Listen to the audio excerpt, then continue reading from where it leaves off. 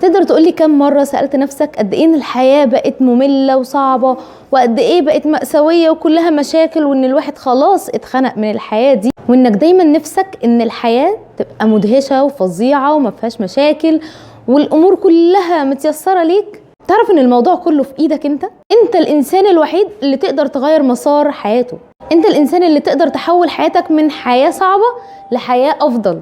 لكن الموضوع ده محتاج مجهود وتعب كتير جدا، هتخسر كتير جدا، ومش هيبقى عندك راحة بال غير لما تحقق اللي انت عايزه. تعرف ايه هي اهم حاجة؟ ان انت ما تفكرش في المستقبل. تفكيرك في المستقبل ده من اول النقط الغلط اللي انت ممكن تعملها عشان تضيع احلامك واهدافك كلها. فكر في الحاضر، فكر في دلوقتي، فكر انت عايز تعمل ايه، تقدر تعمل ايه عشان تصحح اخطائك، تقدر تعمل ايه عشان تحقق اهدافك.